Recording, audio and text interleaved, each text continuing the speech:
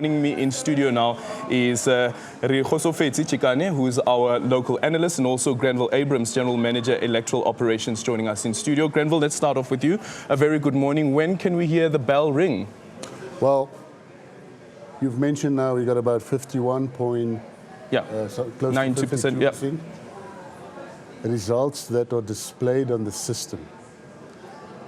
What I can say to you, however, at this point is that we already have 70% of results in the process. Not fully released yet, but they're sitting at 70%. Now, what is holding it up? We've got auditing that is taking place. So we'll be pushing auditing resources, our external audits, who are sitting at our local offices, pushing to get those numbers through, to get back to that, up to that 70%. And there are a few exceptions. As we've mentioned, that within the result system, we don't take everything for granted. So we do some comparisons. So as an example, we don't expect to have more than 100% turnout. So if there are any such flags, then that results are held back. Where we are now is that there's about 7,000 voting districts that still needs to get into the system, and most of them are sitting in the metros. And that's what we'll be chasing today, this morning. People will be coming on board fresh, and also to be given the specific task to chase those numbers. First and foremost, to get it into the system, and then see how they pan out. Yeah. Any disputes, though, that are delaying the release of those results? No, there are no disputes that are delaying. The disputes would delay the overall announcement of the result, but none here. So we would process things as is. If there are any objections, they are currently sitting with the Commission, and we are waiting on the outcome thereof. But they do not hold back whatever you see there. They may change if the objection is upheld, but that is in the system as it is. Okay, and then just quickly, on the voter turnout, because on Wednesday, the IEC had said that, listen, it looks like we could reach above the 66% voter turnout that we experienced in 2019? Yes, in 2019. But now it seems that we are hovering at about 58%. Yeah, I think at the point, we didn't have the metros, so it appears, whilst there are greater numbers in metros, perhaps the turnout in metros is not that good or not that heavy, but there's still a long way to go. As you can see in the results, it's about 40% of it in there, and it could go either way, even though at this stage... But does that change the voter turnout, though? Yes, on those 40% that you do not see on the screen, that could have been the longer queues, and that's why they are not there yet.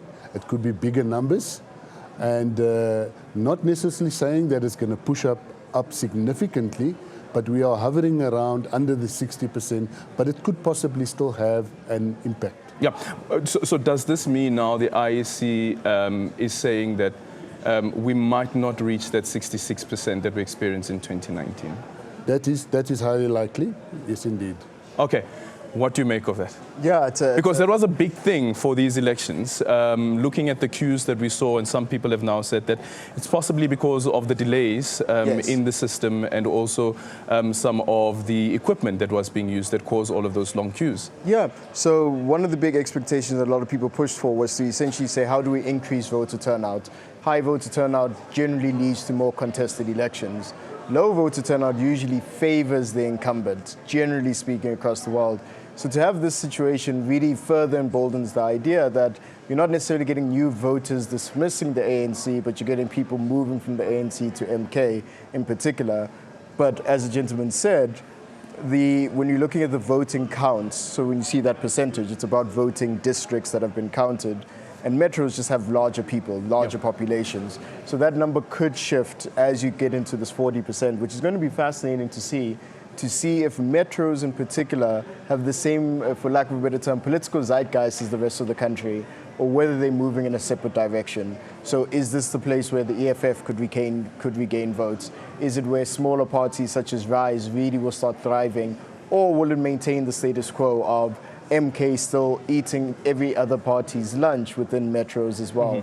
And we'll see that on a large scale as the numbers come in. And I'm going to come back to you, Granville, but just quickly, I anticipate that what we could see is some political parties saying that our voters actually turned back because the queues were so long, so they were denied the opportunity to actually cast their ballot. And for that reason, that may have led to the numbers that we're currently experiencing, whether it is a decline or not. Yeah.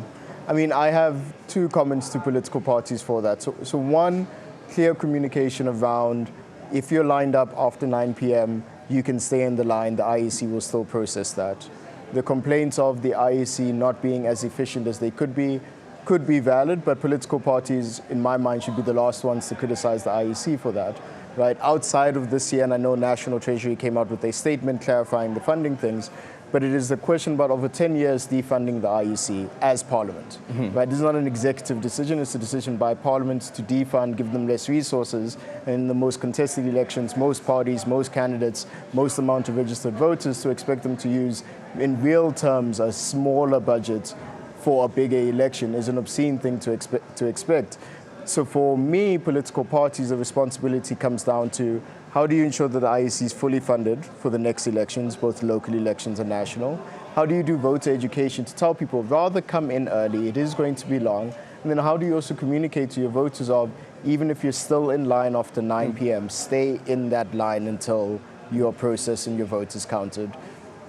That doesn't excuse the IEC on many different fronts, right? There are a lot of issues. We were running an observation campaign, but these are things to be expected in an election, but nothing that, in my mind, would inhibit the integrity of the election. Okay. Granville, what's your response to that question around, and I know yesterday the IEC said that it takes responsibility for what played out, but the issue around the defunding of the IEC in real terms?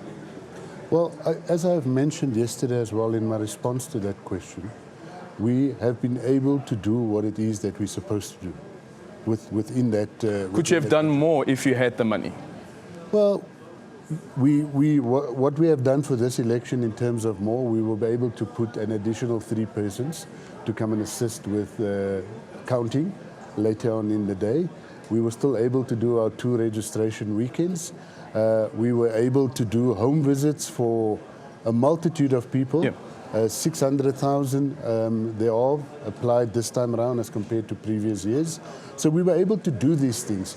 Yes, more funds would be welcome. You could do more funds, you can do more voter education and all of those things.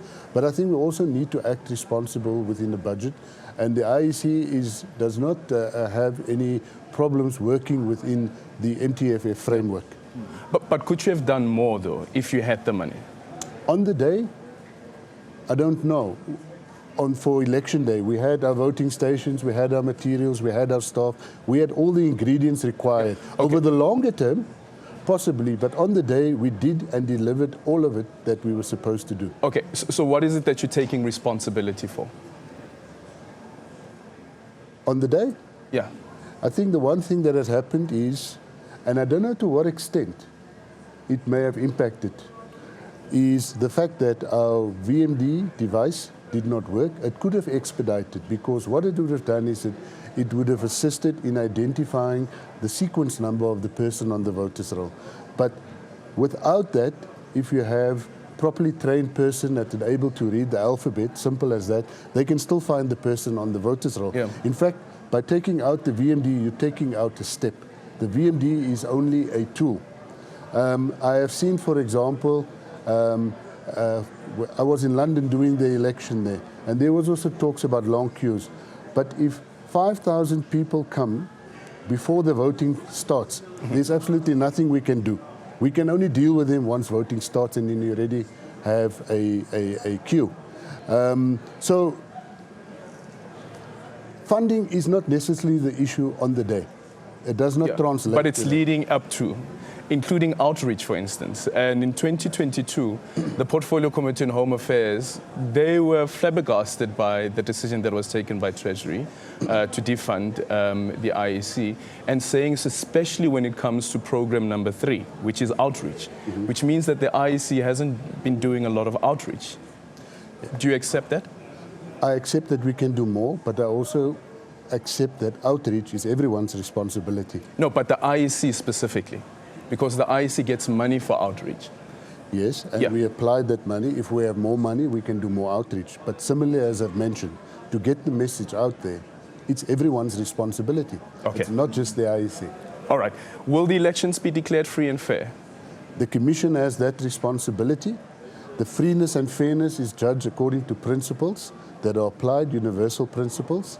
If people are not satisfied with that, they have the right to object to that, to the Commission, to the Electoral Court, and ultimately that is where the decisions arise. But as it stands now, there's nothing that says that these elections could be declared not free and fair.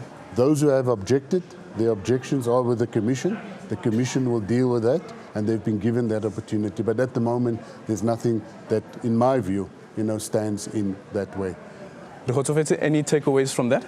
No, I mean, I do like this point around it's everyone's responsibility. One of the big issues since 1994 is that the Constitution really hasn't said who is responsible for voter education.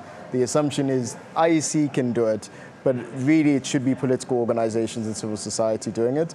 And I'm very glad to hear that we're moving towards free and fair at that point, and that grievances are being dealt with, because a lot of energy was put into this election about asking questions about the integrity of the IEC. One of the institutions not trusted by citizens, according to polls and surveys, is the IEC. So having a free and fair election really brings us closer to a mature democracy. Certainly. Thank you so much for that.